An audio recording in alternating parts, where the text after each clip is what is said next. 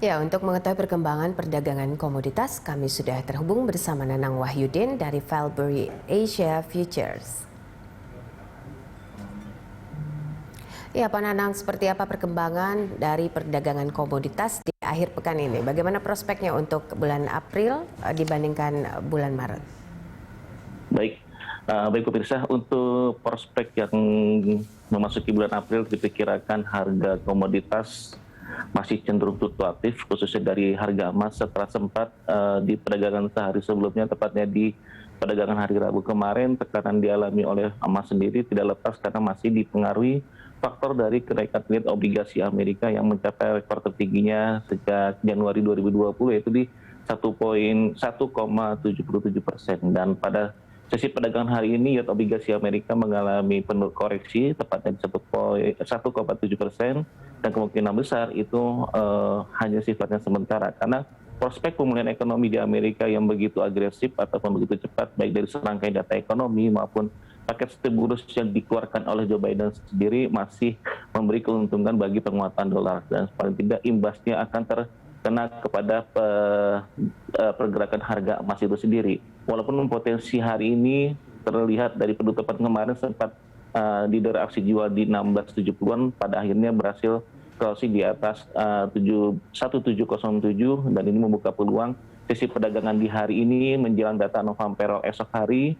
Walaupun kita lihat besok hari libur pasca dan kemungkinan besar market sendiri cenderung relatif terbatas, tapi peluang potensi penguatan pada pergerakan harga minyak tepatnya untuk kembali mengejar 1726 sampai dengan 1730 di sesi perdagangan hari ini, ataupun peluang potensi untuk mengejar di bulan April sendiri ini masih berfluktuatif, paling tidak masih bergerak pada kisaran ataupun rentan di 1660 sampai dengan 1750, potensi yang dialami oleh pergerakan harga emas itu sendiri, begitu Mbak Popi.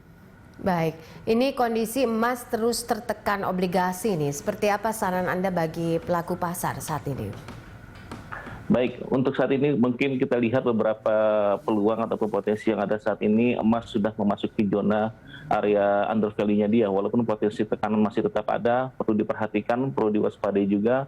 Area support yang psikologisnya ada di 1660, dan potensi ini bila mana ditembus ataupun ada penutupan di bawah area tersebut, maka potensi untuk mengejar area 1619, dan ini yang perlu kita cermati juga. Karena potensi yang ada dari baik dari sisi teknikal masih ke arah sana, karena belum menunjukkan konfirmasi pembalikan arah untuk ke 1800, karena harus adanya menunggu konfirmasi dari penutupan di atas 1760, dan faktor dari sisi fundamental masih cukup menjadi beban bagi pergerakan harga emas sendiri, di mana tekanan masih akan terus berlangsung karena membaiknya data-data ekonomi Amerika, dan harapan pemulihan ekonomi Amerika begitu cepat disertai dengan vaksinasi yang sudah menyerap secara merata di Amerika, kemungkinan besar itu menjadi keuntungan bagi investor untuk melepas aset berisiko dan kembali memilih untuk memegang dolar, dan untuk lebih aman adalah mengambil yield obligasi dari pemerintah Amerika, yieldnya, begitu Mbak Popi. Baik, dengan tren saat ini apakah emas masih berpotensi anjlok lagi kalau kita lihat mungkin ke bawah 1600? Soal selera resiko pasar seperti apa Pak Nanang?